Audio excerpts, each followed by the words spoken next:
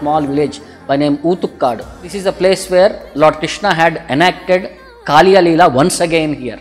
In that area, Kamadhenu had two daughters, Nandini and Puttu. So there was a nearby Shiva temple. So every day these daughters used to come and they used to pluck flowers and do the seva for Lord Shiva there. So that is in a nearby village. This area was full of forest, which was full of flowering trees. So the two daughters used to come here, pluck flowers and procure all the other ingredients for the worship of Lord Shiva.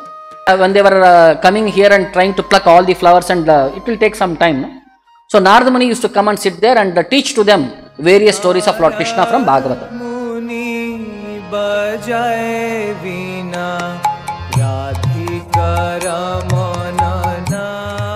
So every day they were hearing to Krishna Katha and they were all doing the service.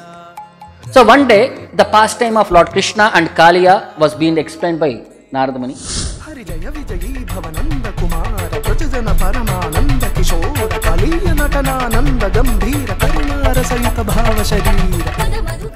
He was explaining how Kaliya is so big, 100 hoods. Krishna was a small boy, 6-year-old or 5-year-old. He jumped into that river.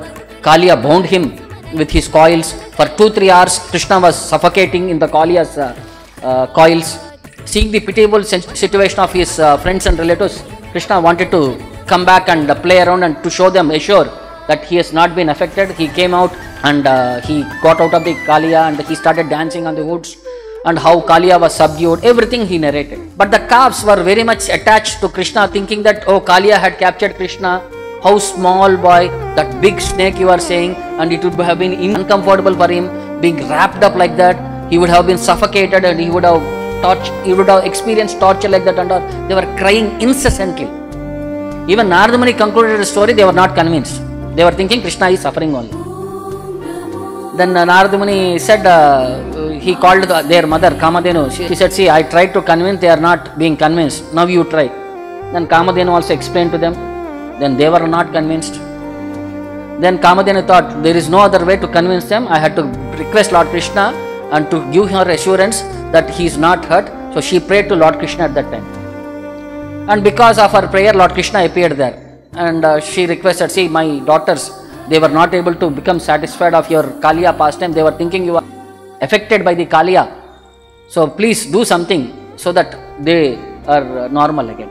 Then Krishna, to assure them, he created a lake, Oothukkadu. In that Kadu, Uthu means water. He made the water come up, the lake come up, and Lord reenacted that pastime, brought the Kaliya back, and he started dancing. And he was showing how he was actually playing around with Kaliya. He was doing time pass with Kaliya for some time. So Krishna was waiting for all the people to come, experience that feeling. Then suddenly Krishna exhibits his opulence and he comes out and he plays so nicely that he started playing flute and started dancing on Kaliya. And he was giving that mesmerizing experience for all the people. From extreme fear to extreme happiness, he was giving an opportunity for devotees to experience, relish that rasa. Then after doing all these things and all, then the daughters became very much satisfied and pacified. Then Narada Muni, who was watching all the circumstances, he prayed to the Lord, Lord, please remain in the same mood here. Then Lord manifested a deity from internal potency.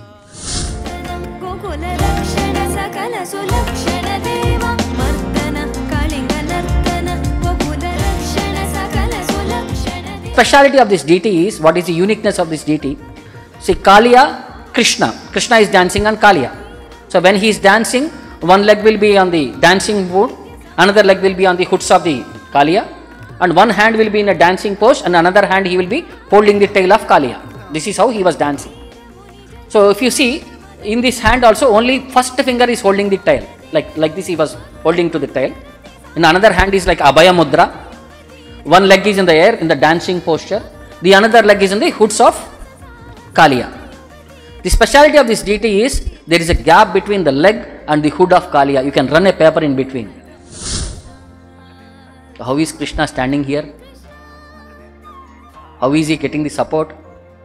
Only the finger touch of Kaliya is a standing support for the deity, which is practically impossible for us to carve that deity, because if it is not material, it is not material made, it is self-manifested by the Lord. This is the uniqueness of the Lord. In the 18th century, one more famous poet who came there, so he glorified the deity with many Krishna songs. All of you would have heard Swagatam Krishna, Suswagatam Krishna. It was a song sung to the deity. Alai Payude Kanna. This song was also done to the deity also.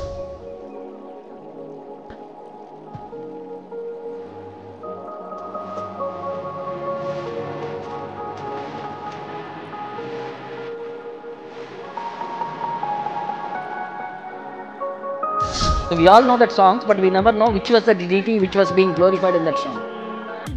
So that Oothukkadu Venkata Kavi, he was the one who had glorified the deity with many songs and that.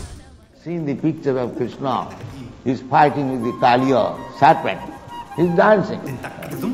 He is not afraid of the serpent. The God is Anandamaya, always jolly, always cheerful. You can become also cheerful when you go back to home, back to home. These are the unique pastimes. Lord is trying to manifest for us to say He is there for His devotees. He can perform anything which is practically impossible. It is not realistic also. Lord is ready to perform so that He will steal our attention